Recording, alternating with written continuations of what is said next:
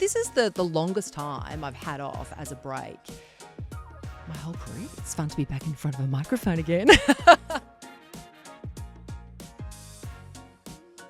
I feel like the work experience kid a bit, like I feel like I still have so much to learn from them. Can't wait to rip into it.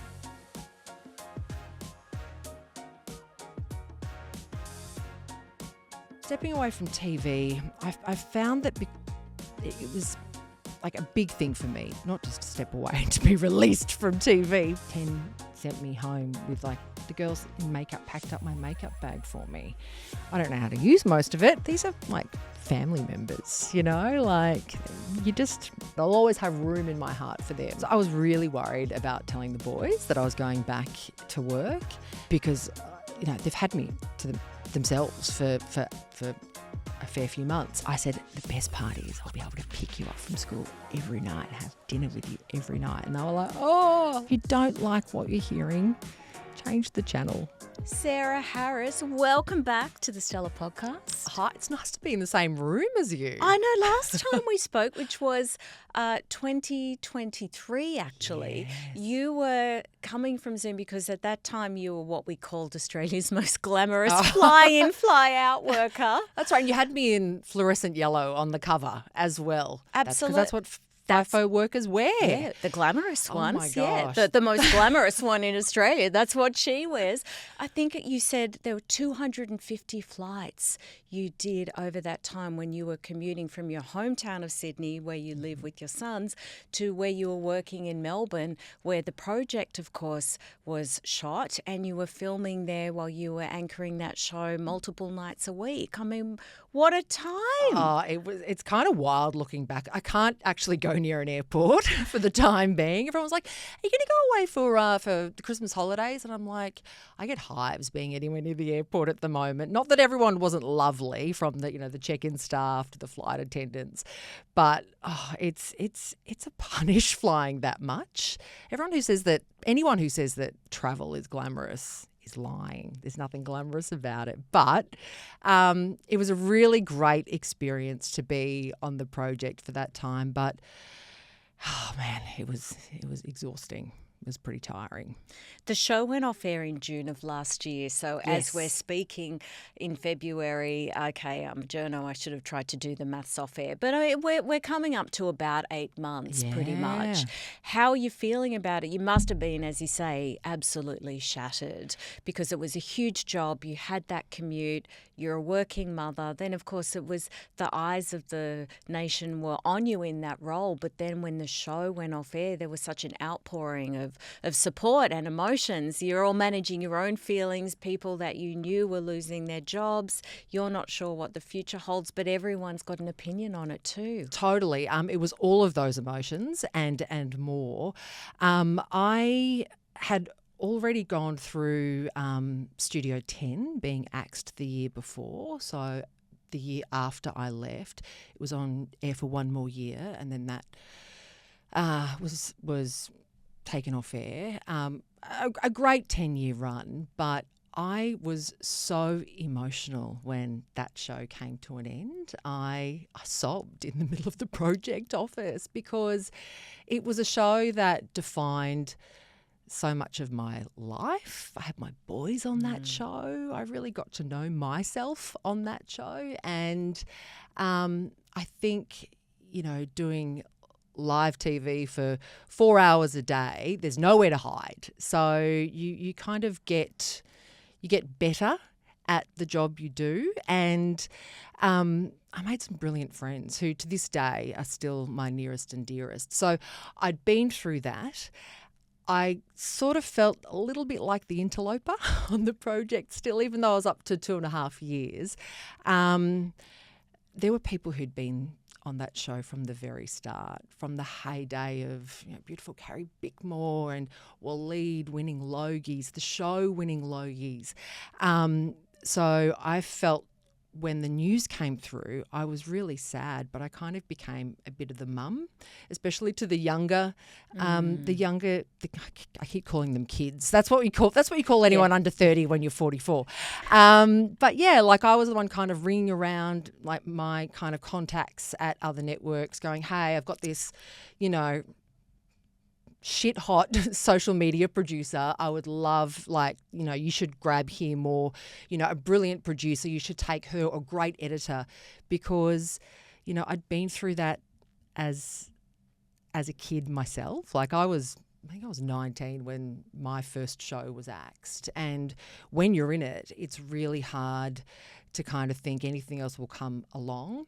What you learn, though, is that it's a moment in time, and the next thing that comes along is often better, or it's a reset or a pivot, and it's all going to be okay. So I kind of moved into that role in those last few months. It's such a good point. It's the fact that we hear sometimes in these high-profile roles, sometimes you'll talk to people on radio and the show is axed and that's it. They just never went back on air. The project, it was a very public and quite drawn-out goodbye because it was announced, and then you all had to go out and be on air and remain on air for several weeks. Yeah, and you know what? Like that's actually a bit of a gift in television. I'm of the opinion that you don't get angry when a show's axed. You just be thankful for actually having that experience. I mean, the project was on air for 16 years. That is a gift in television. And to be able to say your goodbyes to the viewers, and viewers rallied around the show, which was beautiful. But look, I was saying to the people in our office, it honestly, to be able to say goodbye, I mean, I've been in a situation where literally I've come into work, they're taking the desks out of the office. It's like, you're not going to air tonight. This show's gone. And it's you have to be a bit realistic about the commercial realities of what we do. If it doesn't work, you kind of just have to go, look, that was a tough blow. Ego's a bit hurt, but move on. We're so lucky to do what we do. When you get news and there's sometimes a couple of different emotions at once, are you able to recall or isolate how you felt when you found out with the project? Between the exhaustion, was there a degree of, okay, gosh, breathe out, but then also the real devastation of there was obviously a bit of a wow shock, because I just sort of thought, I don't know. I thought that the project would be around for longer because it was a much loved show, particularly within the network. But I could also see the way television budgets are tightening. So I was a little bit shocked. And then once that settled, I mean, let's be real. I'm not digging ditches or saving lives for a living. I'm really lucky to do what I do. And when I talk about exhaustion, for me, I think it was actually a bit of emotional exhaustion. Being away from my boys, that was really hard. Like every Monday when I dropped them off to school, and they'd sort of turn around and they'd do the little love heart, and you could see the tears welling up, and then you'd kind of blink back the tears as you headed to the airport and put your game face on, and then hosted the show, and then last flight back on a Wednesday. So for me, it was trying not to drop the balls in either state, whether it be, in New South Wales, in Sydney at home with my boys, or, in Melbourne, trying to host this show. So it was like okay, all right, what's next? You know what? Nothing needs to be next for a little while. I actually had these crazy, because I don't like to complain. I'm a bit of a never complain, never explain sort of gal. It was sort of drilled into me early in my career at Channel 9. So I just kind of got on with it. But the body really does keep the score, because the second week I think I was back on deck on the project, my back went. And I've always had sort of back issues, and I was saying, chiros and physios and exercise physiologists and all these people. I had an MRI. I had a cortisone shot at one point. I had to go to emergency one day because I actually couldn't stand up. I couldn't walk. And they were looking at my scans going, there's actually there's nothing mechanically wrong with you. And I was like, oh, okay. So it's all in my head. And they're like, no, we're not saying that. But backs are really tricky to treat because a lot of it can be emotional as well. And I've got to say, when the show was taken off air, my back improved. And I think it's because I was holding that stress and probably not even taking deep breaths. I was just kind of shallow breathing my way through those years. And yeah, you have to listen to your body. And I have been doing that, particularly mums. My boys are up to date on every dental appointment, vaccination, doctor's appointment, whatever. Whereas, I'm 4 years behind. After this, I'm racing to get my first mammogram after the age of 40, which has been on the back burner because you make sure everyone else is okay. You've got that kind of burnt chop theory in play where you make sure everyone else is good, you get the good chops, and I'll have this little burnt one because mums don't take care of themselves. And I've really taken the foot off the accelerator the last 8 months. I mean, this is the longest time I've had off as a break my whole career. I was going to ask that because when your boys were born, your maternity leave, like a lot of people in jobs like yours, it seemed pretty slim. And you know what? That was and look, that was my choice. And I went back after 4 months with Paul and 6 months with Harry. And I don't wear that as a badge of honour. If I could go back and talk to my younger self, I'd shake her and say, you were never going to get this time back. Who cares about a job? So, yeah, I do look back and go, oh, I wish I'd taken a bit more time. I was fortunate enough, however, to be able to get home for afternoons with the kids. But, yeah, I think back then I was so nervous of stepping away, for too long because you think, media's dog eat dog. And then you kind of get a bit older and get a bit wiser and you go, what's my definition of success look like? It doesn't look like killing myself so, I can hang on to a job. It's, being there for my boys and making sure that they feel loved. That's a pretty good definition of success for me. And it's amazing how, your thoughts and these core values and your beliefs can change so vastly. I mean, I have been in TV since 16. I got my first job recording the news on weekends at Channel 7. And I actually always had in the back of my mind, God, if I wasn't in TV, what would I be? What would I, would I still be me? Would I know who I am? Yeah, I do.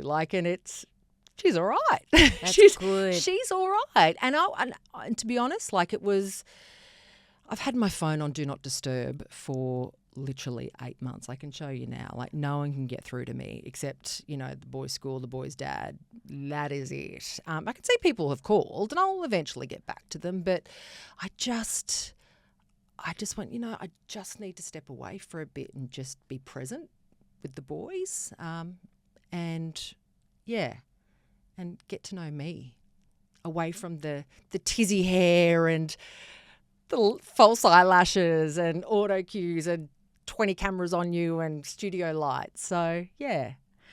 You've already answered a bit of this, but what do you think was the biggest thing you've learned in this time to think and just be still? That I'm really capable, and especially when it comes to DIY, I am excellent. I can patch a plaster wall. I have expanding foam still stuck to my fingers because I was trying to fix a retaining wall on the weekend. Yes, you do. And I think that, media isn't the be all and end all if it does fall down again. I threw myself into, which I do anyway, and I certainly did when I was working on the project, but I always made sure that I'd try to volunteer for, school excursions and things, when I was back in Sydney and, school fates and all the rest of it. Like I threw myself into mumming, and that is a bloody hard job, gals. And, to all the mums out there, you are killing it. And yeah, like it was nice to kind of find that soul nourishment from other means, not just the high pressure stakes of trying to get something to air. I think it's so great when anyone, whatever their job or their family situation, gets a time where things can just slow down. I had a couple of little MC jobs that I did to keep the wolf from the door, but I just went, what don't I need? What absolutely needs to be paid? And I thought I'll give it 6 months, and if nothing comes up, I'll go into something else. I'll try something new. I love telling stories, though. I love meeting people. It's fun to be back in front of a microphone again. It's nice to have you back in front of a microphone. But it's just, it's play, isn't it? Like it doesn't feel like a real job. We're pretty lucky. Yeah, we really, really are. And there had been a lot of speculation in that time you were off air about what you were going to do. There were reports that you were going to return to TV, maybe on a rival network, that you've been offered other jobs at Channel 10. I believe there were even whispers you were going to pop up in the jungle on I'm a Celebrity, Get Me Out of Here. Not so far, unless you'd like to, break embargoes and make a little announcement now. No. But what actually has transpired in just a couple of days ago is that you actually do have a new job, and you are going to be in a news reading role on Nova's new breakfast show in Sydney, Ricki-Lee and Tim, starting tomorrow. Yeah. Monday, February 9. Crazy, huh? Yes, after you get that mammogram, you better go home and get some sleep, get the boys to bed, because I guess you're getting up pretty early. Well, it's funny because I'm a morning person. I'm when you have young kids, you're not out partying, like I'm in bed by 8:30, 9 at the latest. So it's not the early starts that is a worry to me at all. Get this job, working in radio. And it's funny because when I was working in television, I used to pop into, Tim and Ricki-Lee's, studio and do interviews with them. I was on the other side of the mic, and same with Fitzy, Whip and Kate. Like, I've kind of been the interviewee. So I've seen what they're like and how they work, and they are just incredible. Tim and Ricki are just so close, firm friends, hilarious together. Tim is such a music nerd. He is like there on the mic and like pressing all these buttons, and I'm like, I need help with my Zoom. Can anyone help me like operate this? Help. I need a millennial in here. And Ricki is this glamazon who is so down to earth and, funny and warm and so welcoming. So, to be able to go in and play with these two pros is pretty exciting. And I feel like the work experience kid a bit, like I feel like I still have so much to learn from them, and I can't wait to rip into it. It's a good vibe. Do you have a newsreader voice? Because obviously your roles in television, and this is even before Studio 10 in the project, there were times where you would be reading the news and then you'd go into something else. Totally. Can you give us a little taste now? Because back in the day, when you were starting out, like we all wanted to be Yana. And you'd push your voice so deep. But I think just over the years, it's gotten deeper. Sort of stepping away from TV, I found that it was like a big thing for me, not just to step away and to be released from TV. And what I love about radio is that it is such an intimate form of media.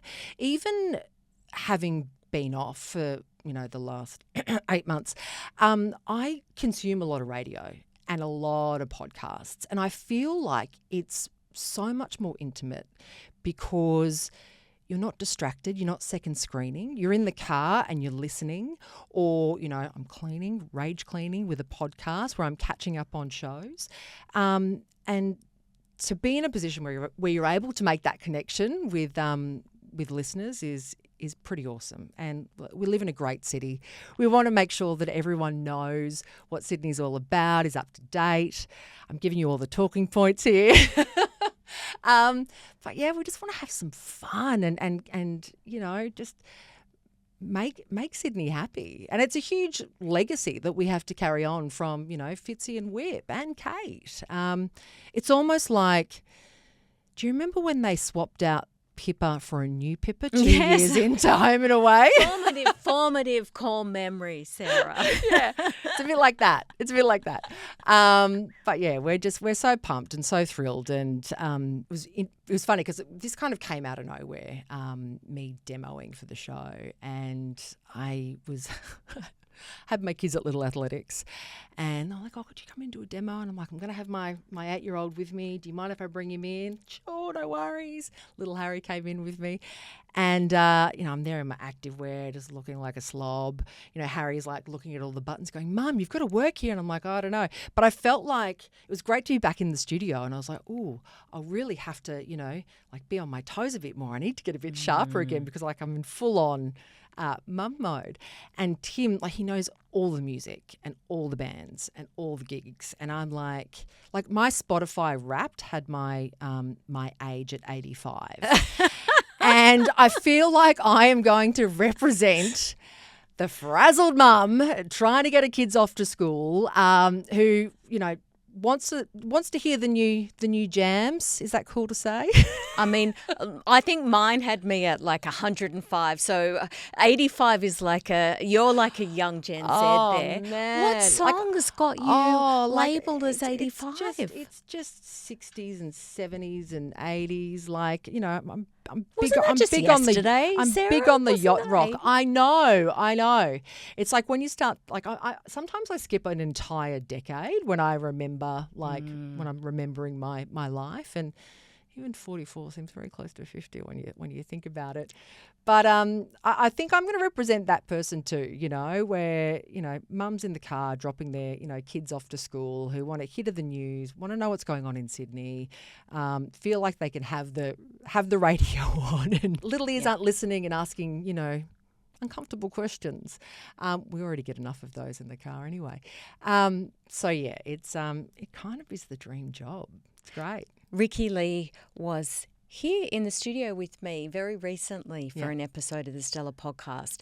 And I asked her about the fact that radio is now also a visual medium, just as podcasting is. So, there was always that old joke about didn't matter what you look like on radio. Yeah, head for radio. Well, I mean, obviously you and Ricki-Lee, and Tim, you all have heads for broadcast television. But of course, it's a then well-lit at broadcast early. television. You were on Studio 10 all those years, but it's doing your own makeup, right? That's the thing, professional hair and makeup. I know. So Ricki says she's got it down to a 20mente routine and she's camera ready. Not to put you on the spot the day before first day on the job, but how are you feeling about that? And I really wish I had to ask Tim this question. I know. They don't have to worry about any of that. It's the whole double standard. It is a little bit, but I did a tutorial for my hair today and even my makeup because I don't wear it ordinarily. I don't wear makeup in my everyday life. After I go pick the kids up from school, they'll be like, "Oh, wow, Mum, where have you been? You look nice. Your skin doesn't look as red and blotchy as it usually does." I'm like, "Oh, thanks, mate." You got to love it, don't you? Yeah, that's right. My unfiltered honesty. My 8-year-old will go, "I love your black and yellow hair, Mum." It's like they're regroup. Thank you. Look, I'm going to keep it as undone as I can.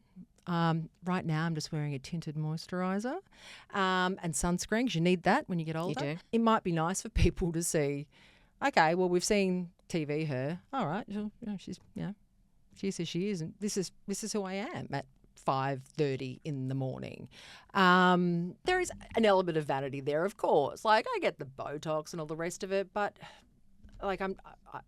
if it means I can sleep in for that extra little bit of time, as long as I look half decent, run a comb through my hair, because I'm getting the kids off to bed early. They're going to have to come to bed the same time I go to bed, which is going to be a little bit tricky. But we've already started. The last couple of weeks, we've been getting into the routine, despite the fact that my kids keep saying, "But Mum, it's still sunny outside." I'm like, we'll close the windows, we'll close the curtains. We need to get up early.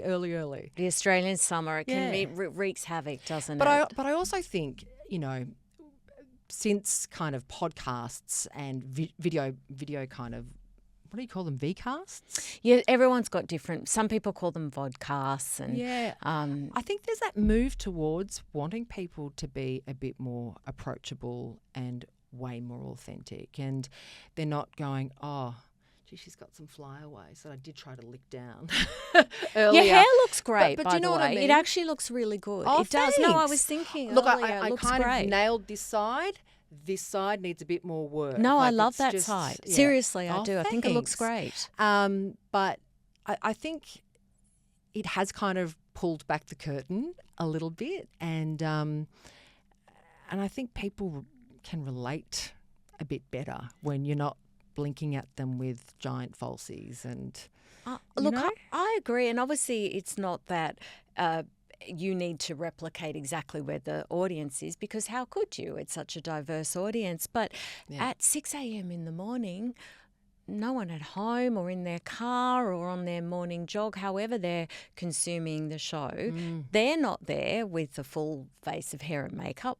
Most of the time, there's always exceptions, and good for you, by the way. Full respect to you people. That's the thing. Like, whatever floats your boat. Like, being a feminist means having the choice. But for me, maybe they could just put a little bit of Vaseline over the camera or something like that. Actually, I've done a few podcasts in the Nova Studios with my beautiful mate Jo Hildebrand, and the lighting's pretty good. It's pretty forgiving. So, maybe I'll get away with just going barefaced. I think that you should, and I think it will look great anyway, but I think that you should. And that really was what that question was about, is not, okay, are you going to be looking amazing by 6 a.m., but more just how are you feeling about that, in the same way that we'd say to somebody, how do you feel about posting on social media? I don't think there should be an expectation that you have to look a certain way or only post certain content. It's more just how what's your relationship with it? What's your relationship with how you feel on camera? I feel like there's the TV, well, not anymore, but you know what I mean? Like, there's the on-camera Sarah, and then I feel like they're two very different people in terms of visuals. I wear the same thing over and over again. When I'm in my usual job, I mean, Channel 10 was so lovely when I left. They gave me a bunch of my old wardrobe to take with me. I know. Channel 10. It's even got my name on the back.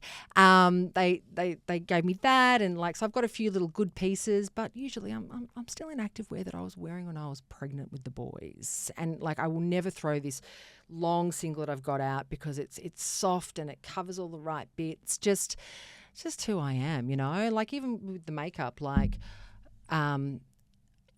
don't have any of my own. 10 sent me home with the girls in makeup packed up my makeup bag for me. I don't know how to use most of it, but but they sent that home with me, which was really nice, So, look, I think you got to be real, and we're going to be real. We're going to be real for breakfast. Absolutely. You mentioned Jo Hildebrand.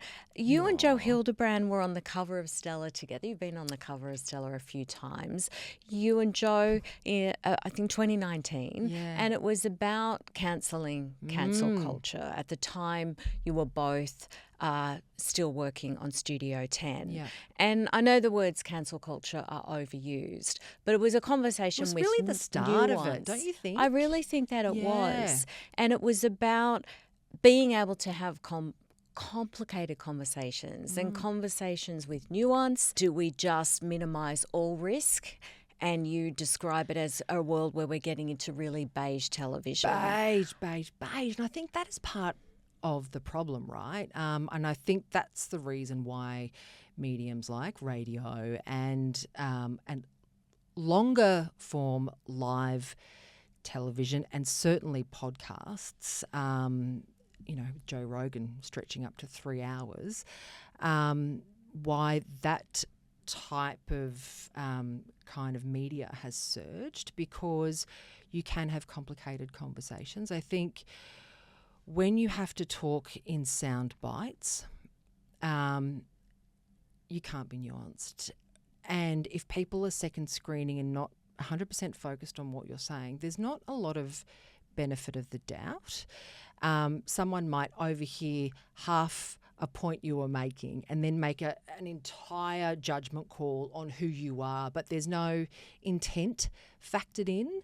And I think that's really sad, because where it's led to, and look, I'm not defending like the blatantly racist, sexist, homophobic kind of chat, let's be honest, but I mean, there's no kind of cheekiness anymore. The stuff that, Bert Newton used to get away with on, Good Morning Australia. He was able to, because people knew who he was and they knew the intent behind it, and they knew, he's having a laugh and it's a joke, and, we don't all need to get our knickers in a knot over it.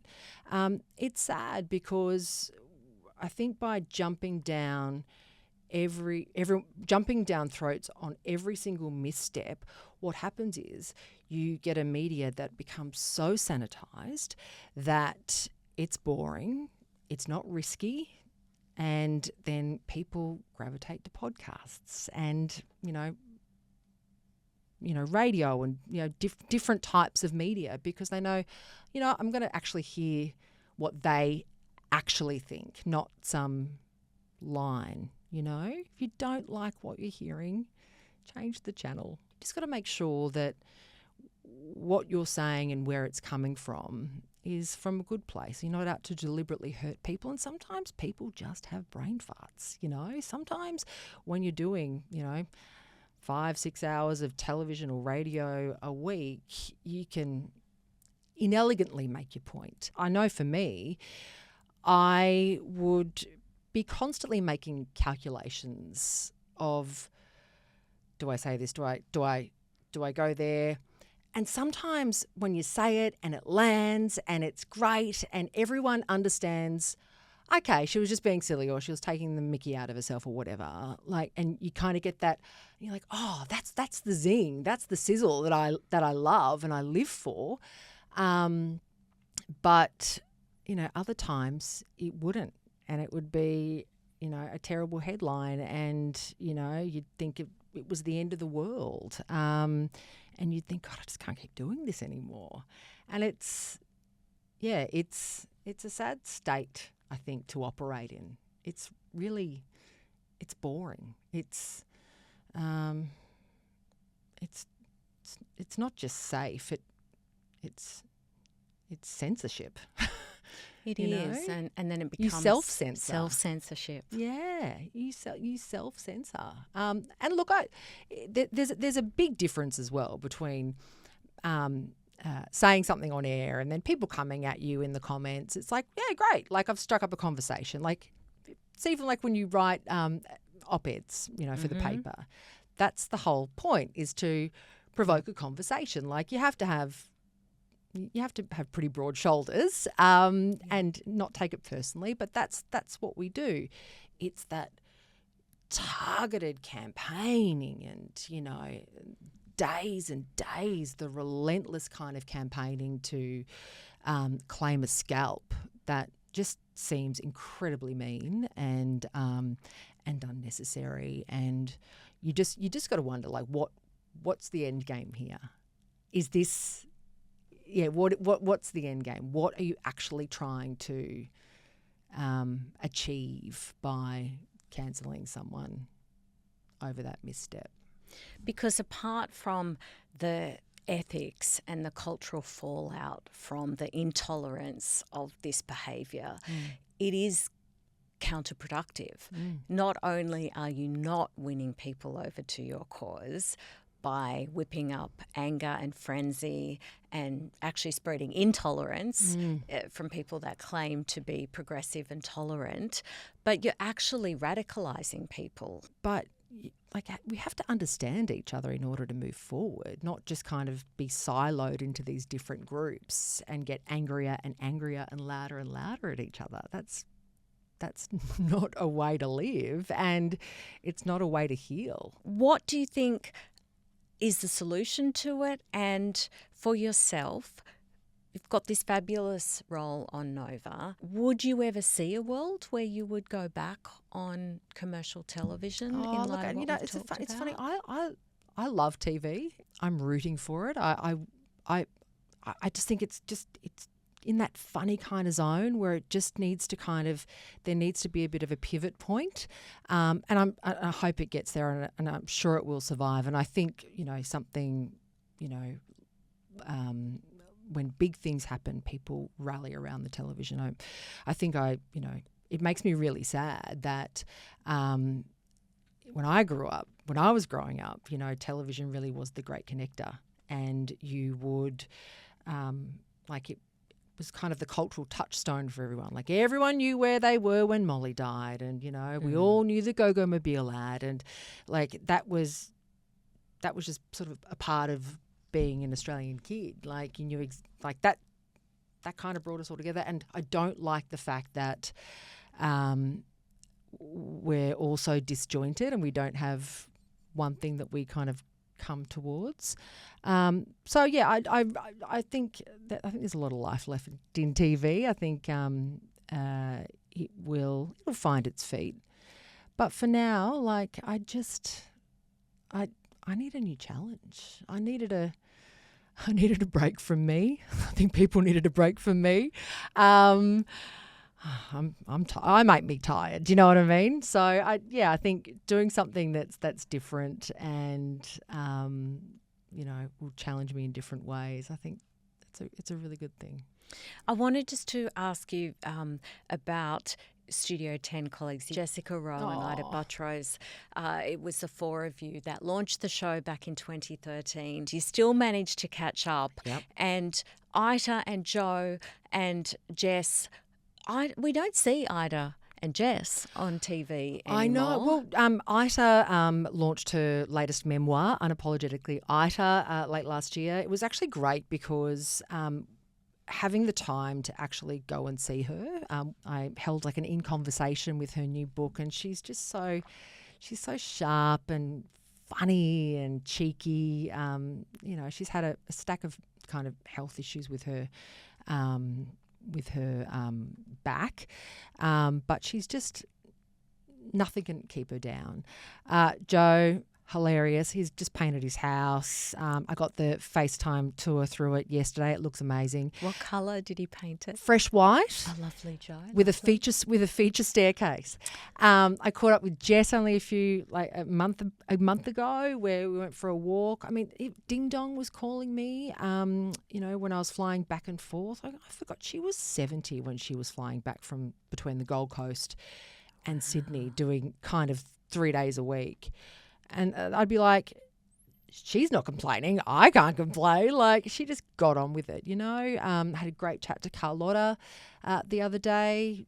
It's nice to. These are family members, they'll always kind of have room in. They'll always be in my heart. I'll always have room in my heart for them. But they were special days. In fact, Jess posted the 2016, the meme, 2016 and 2026, and it was all of us backstage at a show we did at Blacktown. I think it was a live Studio 10 show. God, they were good days. We had a heck of a lot of fun. We all need to be a bit more like Ding Dong when it comes to cancel culture. She just doesn't care. She was just, she would say wild things, never mean, never nasty, but just, things that you can't say that. She's like, oh, I'm bloody old. I can say whatever I like. You'll have to bring her on now, Ricki-Lee and Tim. There could be some bold moments on air there. She's just such a hoot. Yeah, they were good times. And what about with your project co-hosts? Because obviously most of them are still in Melbourne. Obviously you didn't work with them as long, and it wasn't that But how are you keeping in Yeah, touch with Georgie. people from Georgie is there? I call her sunshine in human form because that's what she is. It's so good to Yeah. have her in Sydney. Kate Langbrook, she's my spirit animal. I just love her. I speak to her the most, I would think. She's got that quality of she knows who she is. I still remember it was actually a shoot that you had organised about childcare. I think I was pregnant with Harry and Paul was with me. And I remember Kate saying, oh, Dal, when you have a child that has survived cancer, you don't sweat the small stuff. And I loved that. I thought that was just such a great kind of mantra to live by. Just don't sweat the small stuff. There's bigger issues in the world. So, yeah, j'adore her, as she would say. I have spoken to Kate a couple of times on this podcast, and I agree. She used to be your columnist. Yeah, yes, until I've had to fire her because she. But I say that because she says it all the time. She brought me on to talk about it on radio. So there you go. If any columnists get fired, bring them on the show, Sarah, because it's great air fodder. But I agree, it's just that perspective. Carrie Bickmore also finalist in the Australian of the Year recently. How amazing named is she? Victorian Like, seriously, of the Year. just casually curing brain cancer and raising 3 kids. She's incredible. And in radio as well. Oh, my God, I've just made the connection. Am I following in her footsteps going into radio? Well, we may see you. Sorry, Carrie. I'm not stalking you. Well, I think this means that we might see you as a finalist in the Australian of the Year in a few years, maybe, if we follow that thread. She's amazing, and it was great to have a good chat to her after the project had ended as well. It was really great to have her in for the final night, the final show, because I know what it's like to be on a show that you start. And, I made sure that come sit in the chair and, this is like, it must have still felt like her show. You don't start a show and raise it for 13 years and not still be connected to it. And, that show carried so many massive milestones for her as well. It's like, and I'm not trying to make light of the end of the show because that's certainly not, there were lots of jobs on the line and that was hard. But I just came away feeling really grateful. And honestly, to me, the whole thing just felt really like, wow, that was amazing. I got to meet some amazing people and work with incredible people. It was just this moment in time that was magical. Do you have a favourite job that leaps Studio out 10, at you? hands down. I loved that show. I just loved it. Because I was just a reporter before I got that opportunity, and I felt like I just got to be me. And gosh, we just did stupid fun things, and that's what I'm kind of looking forward to with this job, right? Like, I still remember, a conversation we were having about, stuff you'd pinched from work when you were young. I'd taken toilet paper from Channel 9. And then the next minute we'd had one of the young producers delivering, 24 rolls of toilet paper to the guardhouse at Willoughby going, look, Sarah Harris wants to say sorry. And the guards are like, who? Just funny, irreverent, silly things that we did because we didn't set the world on fire with our ratings, that we could make mistakes and and get away with them. And I just laughed till I cried on that show. And that's can't top it. Looking ahead at the year, so we know the boys have just started back at school. I know. You've got this new job starting. Anything else on the radar professionally for you? I'm going to just get into the swing of breakfast radio first. I was really worried about telling the boys that I was going back to work, and because they've had me to themselves for a fair few months, and I said, the best part is I'll be able to pick you up from school every night and have dinner with you every night. And they were like, oh, like that's amazing. So once we get our kind of rhythm on, I can't tell you everything. You have to have me back. Yeah, well, because I was going to ask you, Carl Stefanovic, who of course you know very well, he's still at 9, co-hosting the Today Show, but has launched his own podcast. Mm-hmm. Did think, I could see maybe the Sarah Harris show. Oh, look, I'd love to move into that space eventually, and who knows, I may.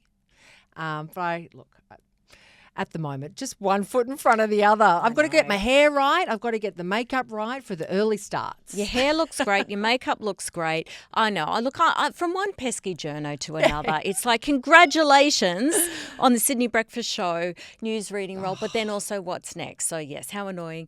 With your lovely boys, I just wanted to talk about when you were saying earlier, sometimes you have some regrets about your maternity leave. Yeah. And that's obviously only a conversation that you can have, certainly not for me. But to editorialise on, but I was also thinking about how you said when you left the project you were just so grateful for that experience. Yeah. And I think there's also, that's the flip side sometimes of when we berate ourselves as women in particular with work. It's this balance that there's always what ifs and regrets. Yeah. And I knew that when I signed up for the project, it was going to be hard. I signed on for 3 years, almost made it to 3 years. I knew that was going to be a big ask for my boys, but also I didn't want to think, what if?